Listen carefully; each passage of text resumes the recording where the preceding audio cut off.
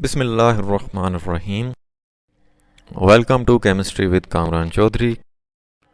अगर आप इस चैनल पर नए हैं तो इस चैनल को सब्सक्राइब ज़रूर कर दीजिएगा, साथ बेल आइकन को लाजमी प्रेस कर देना ताकि आपको आने वाली हर नई वीडियो का नोटिफिकेशन मिलता रहे। जी, आज जो लेक्चर है हमारा आपके क्लास 9 के चैप्टर नंबर 7 इलेक्ट्रोकेमिस्ट्री का, वो है लेक्चर नंबर 18, जिसमें हम लोग आज डिस्कस करेंगे working of the galvanic cell. Previous lecture में हमने construction of galvanic cell detail में पढ़ा था। अब ये लेक्चर देखने से पहले उन लोगों को मैं यही रिकमेंड करूँगा जिन लोगों ने इस चैप्टर के प्रीवियस लेक्चर्स नहीं देखे हुए, तो पहले आप लोग इसके प्रीवियस लेक्चर्स देख लें, जो कि आप चैनल पर जाएंगे, प्लेलिस्ट सेक्शन में आपको प्लेलिस्ट मिल जाएगी क्लास 9 चैप्टर 7 इलेक्ट्रोकेमिस्ट्री की। वहाँ पे आपको तमाम के तमाम प्रीवियस लेक्चर्स मिल जाएंगे। ठीक है, प्रीवियस लेक्चर्स इसलिए देखने को कह रहा हूँ क्योंकि हमने बहुत सी चीज़ें डिटेल के साथ डिस्कस की हुई हैं, तो आपको ये वाला लेक्चर और आने वाले लेक्चर वो बहुत आसानी से समझ आने लग जाएंगे। ठीक है, तो आपकी याद दहानी के लिए, रिमाइंडर के लिए आपको मैं याद करवा देता हूँ कि गैल्वानिक सेल होता क्या है। अब गैल्वानिक सेल को कुछ आप इस तरह से डिफाइन करते हैं कि जी the electrochemical cell in which a spontaneous chemical reaction takes place and generates electric current is called galvanic cell, या वोल्टिक सेल भी बोलते हैं इसको। तो हम लोग जो एग्जाम्पल लेकर चल रहे हैं गैल्वानिक सेल की, वो डैनियल सेल है। ठीक है, अब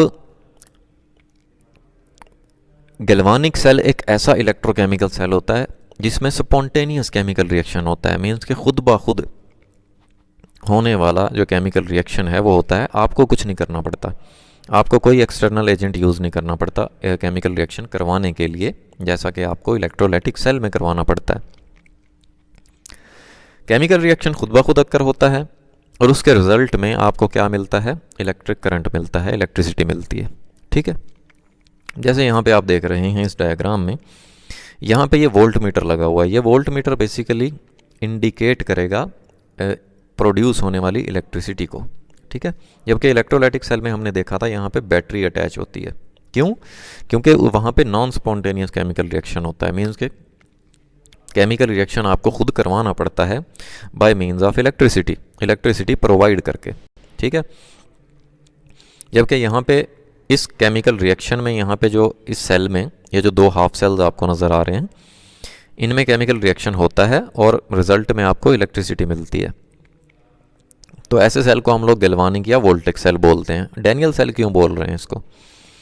है बेसिकली गैल्वानिक सेल ही, लेकिन आप एक हाफ सेल में जिंक सल्फेट इलेक्ट्रोलाइट यूज़ कर रहे हैं और जिंक का एनोड यूज़ करते हैं, और दूसरे हाफ सेल में कॉपर सल्फेट का इलेक्ट्रोलाइट और कॉपर जो है वो एज ए कैथोड आप यूज़ कर रहे होते हैं।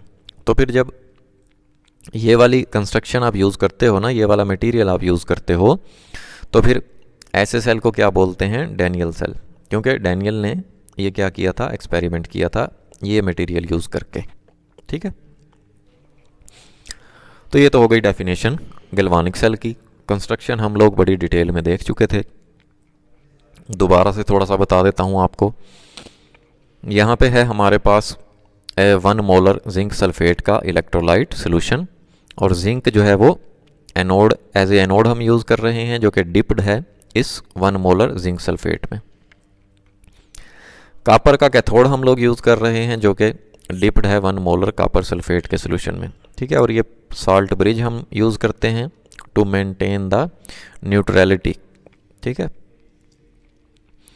न्यूट्रलिटी को बरकरार रखने के लिए हम लोग ये साल्ट ब्रिज यूज़ करते हैं, जिसमें कोई भी आप सॉल्ट का सोल्यूशन आप यूज़ करते हैं। ठीक, तो ये सारी चीज़ें हम लोग प्रीवियस लेक्चर में डिस्कस कर चुके थे। आज हम लोग डिस्कस कर रहे हैं इसकी वर्किंग। अब जो जिंक मेटल होती है उसकी टेंडेंसी होती है इलेक्ट्रॉन को लूज़ करने की। ठीक है, अब आप देखें मेटल तो ये जिंक भी है और कॉपर भी है, दोनों ही मेटल्स हैं। अब सवाल ये पैदा होता है कि जिंक इलेक्ट्रॉन लूज करेगा या कॉपर इलेक्ट्रॉन लूज करेगा।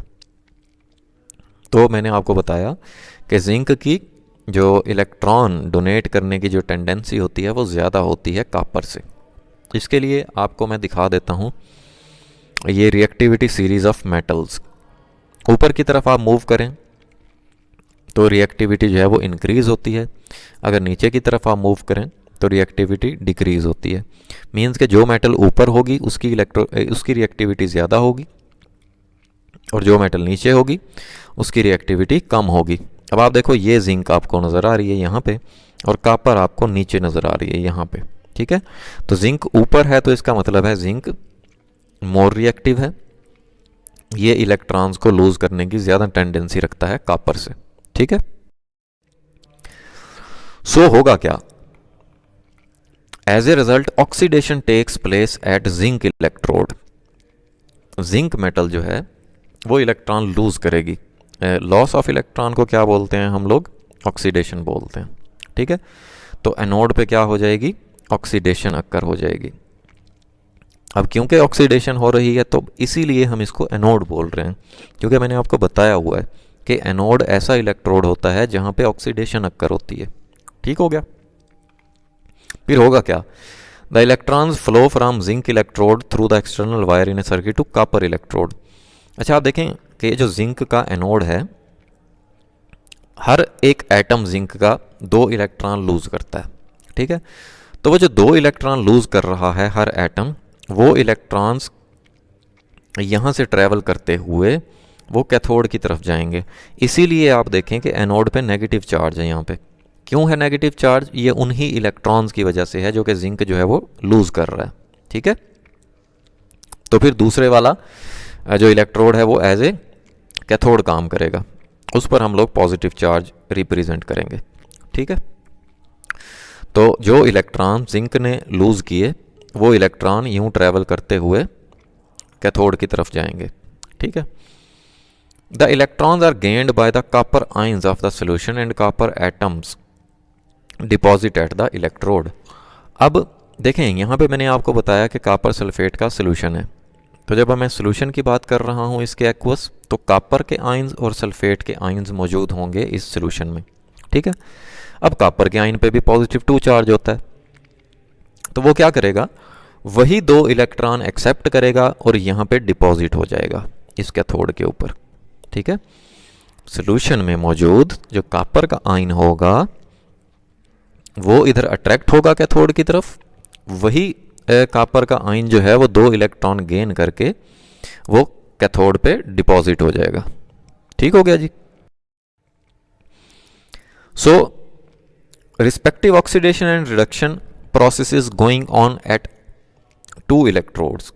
अब एक इलेक्ट्रोड पे ऑक्सीडेशन अक्कर हो रही है जिसको आप एनोड बोल रहे हैं, जो कि ये है जिंक का एनोड, और दूसरे इलेक्ट्रोड पे रिडक्शन अक्कर हो रही है जिसको आप कैथोड बोल रहे हैं, क्योंकि कैथोड पे हमेशा रिडक्शन होती है। रिडक्शन कैसे हो रही है कि कॉपर के आयंस वो इलेक्ट्रॉन्स एक्सेप्ट कर रहे हैं जो कि एनोड की तरफ से आ रहे हैं, ठीक है। तो एडिशन ऑफ इलेक्ट्रॉन को आप क्या बोलते हैं, रिडक्शन बोलते हैं। तो सबसे पहले हम लोग रिएक्शन देख लेते हैं एनोड पे। अच्छा, अब एनोड किस चीज़ का है, जिंक का। हर जिंक का एटम 2 इलेक्ट्रॉन लूज करेगा, जब 2 इलेक्ट्रॉन लूज करेगा तो उस पर पॉजिटिव 2 चार्ज आ जाएगा, ठीक है। तो रिमूवल ऑफ इलेक्ट्रॉन हो रहा है, रिमूवल ऑफ इलेक्ट्रॉन को क्या बोलते हैं, ऑक्सीडेशन बोलते हैं। तो यही वाले जो 2 इलेक्ट्रॉन्स हैं, हर जिंक एटम 2 इलेक्ट्रॉन लूज करेगा, तो यही वाले जो इलेक्ट्रॉन्स होंगे ये ट्रैवल करेंगे from zinc anode to copper cathode, ठीक है। अब कैथोड पे क्या होता है जो कि कॉपर का है, देखें सॉल्यूशन में मौजूद हैं कॉपर के आयंस, ठीक है, जिन पे पॉजिटिव 2 चार्ज है। ये वही 2 इलेक्ट्रॉन एक्सेप्ट करेंगे जो जिंक एटम ने लूज किए। जब 2 इलेक्ट्रॉन एक्सेप्ट करेंगे तो ये कॉपर में कन्वर्ट हो जाएगा, डिस्चार्ज हो जाएगा, ठीक है। अब यहाँ पे देखें एडिशन ऑफ इलेक्ट्रॉन्स अक्कर हो रही है, तो इसका मतलब है रिडक्शन हो रही है, क्योंकि एडिशन ऑफ इलेक्ट्रॉन को क्या बोलते हैं, रिडक्शन बोलते हैं, ठीक। अब हम देख लेते हैं ओवरऑल रिएक्शन। ओवरऑल रिएक्शन में आप एनोड और कैथोड के रिएक्शंस को ऐड कर देते हैं, मींस के रिएक्टेंट मीन्स के लेफ़्ट वाली साइड पे जो चीज़ें लिखी हुई हैं उनको ऐड कर देंगे और राइट साइड पे जो चीज़ें लिखी हुई हैं उनको ऐड कर देंगे दोनों रिएक्शंस के लिए। तो देखें, एनोड पे जो रिएक्शन था उसमें लेफ़्ट साइड पे सिर्फ जिंक था और कैथोड पे जो रिएक्शन हो रहा है उसके लेफ़्ट साइड पे कॉपर आयन और 2 इलेक्ट्रॉन्स है, ये हमने लिख दिए। ठीक है, फिर राइट साइड पे एनोड पे जो रिएक्शन हो रहा है वहाँ पे जिंक आयन और 2 इलेक्ट्रॉन हैं और कैथोड पे ये कॉपर है। तो हमने राइट साइड पे इन दोनों रिएक्शंस को राइट कर दिया। ठीक है, इन दोनों रिएक्शंस के प्रोडक्ट्स को बेसिकली। अब जो चीज़ें सेम होती हैं उनको हम कैंसिल करेंगे। जैसे यहाँ पे आप देखें ये 2 इलेक्ट्रॉन यहाँ पे हैं और 2 इलेक्ट्रॉन यहाँ पे हैं, सेम हैं, तो ये कैंसिल हो गए, इनको हमने कैंसिल कर दिया। बाकी बच जाने वाला जो रिएक्शन था हम उसको अगेन लिख लेंगे। तो ये हम कह देंगे कि ये ओवरऑल रिएक्शन है गैल्वानिक सेल का। ठीक है, तो होपफुली ये आपको reactions at anode and cathode और ओवरऑल रिएक्शंस जो हैं ये बहुत अच्छे से समझ आ गए होंगे। ठीक है, अब कुछ एप्लीकेशन देख लेते हैं गैल्वानिक सेल की। वो कह रहा है as a result of redox reaction electric current is produced. अब क्योंकि ऑक्सीडेशन भी हो रही है और रिडक्शन भी हो रही है तो ओवरऑल हम ऐसे केमिकल रिएक्शन को रिडॉक्स रिएक्शन बोलते हैं। ठीक है, RED जो है वो रिप्रेजेंट कर रहा होता है रिडक्शन को और OX जो है वो रिप्रेजेंट कर रहा होता है ऑक्सीडेशन को। ठीक हो गया जी। The batteries which are used for starting automobiles, गाड़ियाँ जो स्टार्ट करने के लिए आप बैटरी यूज़ करते हैं या कैलकुलेटर या टॉयज़ या बल्ब्स को ऑन करने के लिए जो बैटरीज यूज़ करते हैं वो बेसिकली इसी प्रिंसिपल पे काम कर रही होती हैं, जिस प्रिंसिपल पे ये गैल्वानिक सेल काम कर रहा होता है कि उनमें एक chemical reaction, spontaneous chemical reaction हो रहा होता है और उसके रिजल्ट में बेसिकली आपको इलेक्ट्रिसिटी मिल रही होती है। ठीक हो गया जी। तो ये तो देख लिया आपने वर्किंग ऑफ गैल्वानिक सेल। उम्मीद है आपको बहुत अच्छे से क्लियर हो गया होगा। फिर भी अगर आपके माइंड में कोई कन्फ्यूजन है, कोई भी क्वेश्चन है आपका, देन आप नीचे कमेंट सेक्शन में मुझसे पूछ सकते हैं। अगर आपको वीडियो पसंद आई है देन चैनल को सब्सक्राइब ज़रूर कर दिया करें, वीडियो को लाइक एंड शेयर ज़रूर कर दिया करें ताकि ਤੁਹਾਡੇ ਦੋਸਤਾਂ ਦਾ ਵੀ ਕੁਝ ਭਲਾ ਹੋ ਜੇ। So thank you for watching this video.